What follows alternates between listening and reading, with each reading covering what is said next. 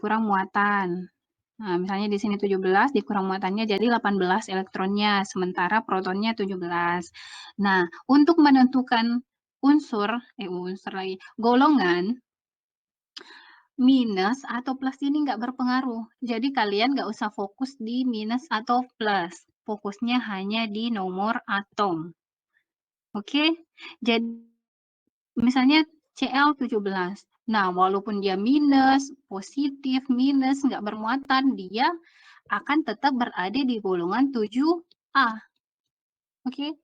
Jadi minus atau plus itu nggak mempengaruhi golongan atau periode. Dia tetap aja berada di golongan 7A. Nggak mesti, oh dia minus 1 atau plus 2, maka golongannya akan berpindah nih. Berarti kalau dia minus jadi 6A atau jadi 5A. Jadi nggak berpengaruh. Minus dan positif ngaruhnya di penentuan elektron minggu lalu.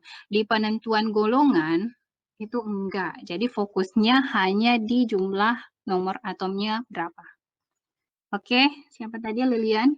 Jadi yang dihitung buat konfigurasinya 17 atau 18, Bu? 17. Oh. You are now unmuted. Oke, bukan. Berdasarkan nomor atom.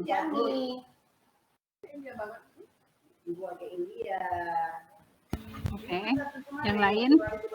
Benar, harus di-clearkan seperti ini. Jangan sampai nanti di ujian bingung.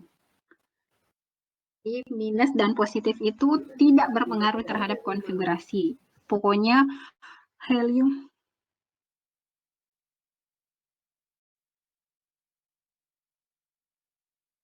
Maaf Bu, internet saya dari tadi ada gangguan.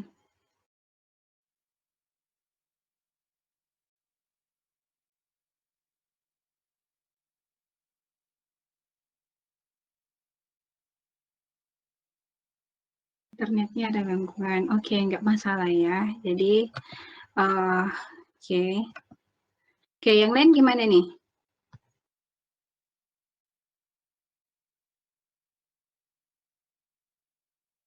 Aman, Bu. Oke.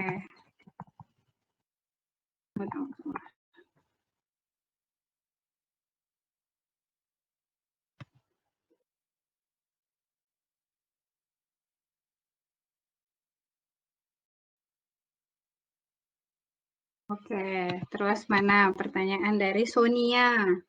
Bu, kalau helium kenapa masuknya ke dalam golongan 8A? Oke, karena helium ini dia memiliki sifat yang sama dengan gas mulia. Walaupun dia nomor atomnya cuma 2. Tadi kan kalau yang satu golongan dikumpulkan menjadi 1. Nah, kalau sistem periodik yang kita gunakan yang modern, bukan cuma berdasarkan nomor atom, tapi juga berdasarkan kemiripan sifat. Nah, kebetulan si helium ini punya sifat yang sama dengan gas mulia, maka dikelompokkannya ke dalam itu, gas mulia. Jadi seperti itu. Oke, ini untuk golongan utama. Sudah selesai seperti ini. Ada pertanyaan lagi nggak? Kalau nggak ada, kita ke golongan transisi. Kalau golongan transisi ini aturannya lebih banyak lagi. Oke, golongan transisi. Nah, golongan transisi kalau dia berakhiran di subkulit D, atau namanya transisi dalam, nah ini aturannya ada 4. Nah, kalau dia berakhiran di subkulit F, namanya transisi luar. Nah, untuk kimia dasar sendiri, untuk kimia dasar kita cuma fokusnya sampai di sini nih. Golongan utama dan juga transisi dalam. Jadi kita tidak sampai membahas di blok F. Nah, ini biar nggak bingung nanti blok F. Yang berakhiran di F, nah ini nggak kita bahas untuk kimia 1. Ini udah tingkatannya lebih jauh ya. Nah, jadi kita fokusnya cuma di sini yang berakhiran di subkulit D. Nah, jika berakhiran di subkulit D, nah, tadi kan kalau S dan P berarti golongan A, namanya golongan utama. Nah, kalau berakhiran di subkulit D, namanya golongan B atau kita sebut sebagai golongan B. Nah, terus bagaimana cara menentukannya? Nah, menentukannya sama untuk aturan subkulit P tadi, golongannya adalah berapa jumlah jumlah elektron di subkulit D yang terakhir ditambahkan dengan elektron di subkulit S. Nah, misalnya D1, berarti 1 tambah 2, jadinya golongan 3B. Atau jadi di D5, 5 tambah 2, berarti golongan 7B. Atau dia berakhiran di D7, 7 tambah 2, berarti dia golongan 8B. Nah, di sini aturannya seperti ini. Nah, untuk golongan, tadi penjumlahannya sama dengan subkulit P yang sebelumnya, berarti berapapun nanti elektron di subkulit D, tambahkan dengan elektron di subkulit S. Nah, jika jumlah penambahannya X tambah Y, ini penjumlahan elektron S dengan yang di subkulit D ditambahkan, jika jumlahnya 3 sampai 7, nah, berarti 3, 4, 5, nah, berarti dia kalau misalnya penjumlahannya jadi 3, 4, 5, 6, nah, itu hasil penjumlahan X tambah Y, 3, 4, 5, 6, dan 7, maka tuliskan golongannya sesuai dengan hasil penjumlahan tersebut. Nah, misalnya penambahan X dan Y-nya adalah 3, berarti golongan 3B. Jika dia hasil penjumlahannya sama dengan 6, berarti golongan 6B. Hasil penjumlahannya sama dengan 7, berarti golongan 7B. Nah, terus setelah itu, jika dia hasil penjumlahannya, ini aturan yang pertama, jika dia hasil penjumlahannya 8 sampai 10, penjumlahannya 8 berarti 8, 9, 10. Jika penjumlahan X ditambah Y itu nilainya 8 sampai 10, dia masuk ke dalam golongan 8B. Jadi kalau misalnya penjumlahannya 9, masuk ke 8B. 10 masuk ke 8B. Jadi ada 3 yang berada di 8B. Yang jumlahnya 8, yang jumlahnya 9, dan yang jumlahnya 10. Itu masuk ke golongan 8B. Nah, itu untuk aturan yang kedua. Yang ketiga, jika dia penjumlah hasil penambahan X tambah Y nilainya sama dengan 11, dia berarti masuk ke golongan 1B. 11 berarti masuk ke golongan 1B. Jika dia hasil penjumlahannya sama dengan 12, maka dia masuk ke golongan 2B. Seperti itu. Oke, sampai sini ada pertanyaan nggak? Bingung? Enggak kan? Enggak, Bu, ngerti. Oke, paham ya. Jadi nanti lebih mudahnya nanti di contoh soal. Nah, jadi di contoh soalnya seperti apa. Nah, terus untuk periode. Periode ditunjukkan dengan nomor kulit yang paling besar. Jadi bukan nomor kulit paling terakhir, tapi yang paling besar. Oke, misalnya, ada yang disusun seperti ini. 4S2, 3D5. Jadi bukan berdasarkan subkulit terakhir. Jadi bukan yang ini yang jadi golongan. Yang jadi periode. Periodenya yang paling besar, berarti periodenya adalah 4. Periode 4. Jadi berdasarkan jumlah N-nya. Nah, ini kan 3 atau 4 ini kan jumlah N. Nah, yang paling besar, nah itulah periodenya. Nah, misalnya di contoh soal sebelumnya, di sini 1S2, 2S2, 2P6, 3S2. Nah, di sini kan yang paling besar 3. Berarti ini adalah periode 3. Nah, terus yang di bawah 2P6, 3S2, 3P3, yang paling besar juga 3. Berarti ini periode 3 juga. Seperti itu. Jadi nanti kalau misalnya membuat konfigurasi sudah selesai, lihat yang di depan subkulit ini. Nah, lihat angka yang paling besar itulah periodenya.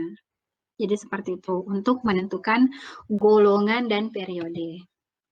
Berakhiran di subkulit S dan P berarti golongan utama, dan di subkulit D berarti dia transisi.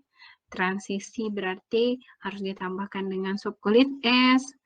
Kalau jumlahnya 3 sampai 7 berarti sesuai dengan hasil penjumlahannya.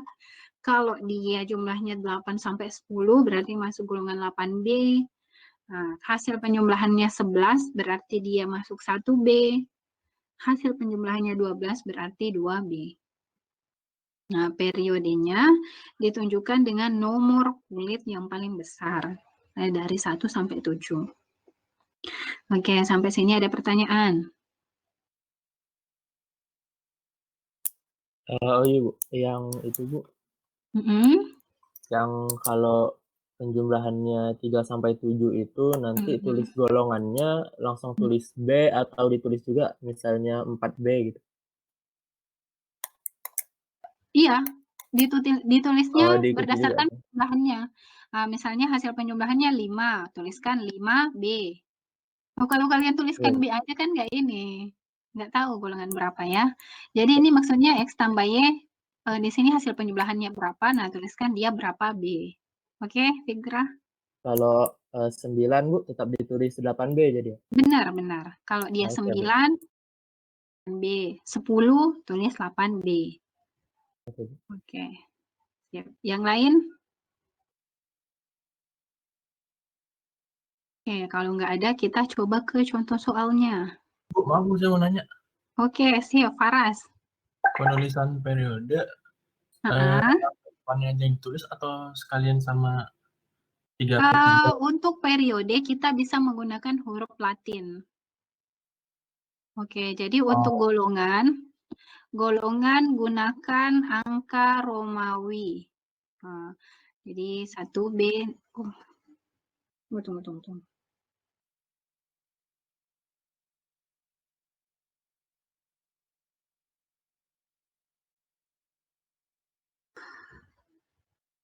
Oke, jadi golongan gunakan angka Romawi. Nah, untuk periode gunakan angka Latin 1 sampai 7 yang biasa.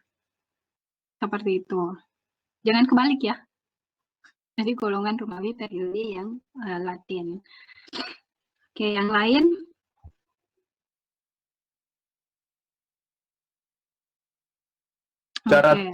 Cara tulisnya itu gimana Bu kalau pakai huruf Latin Bu?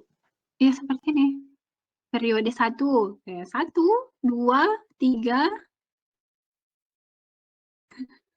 Seperti itu ya. 5, 6, 7. Oke Bu, ya Bu.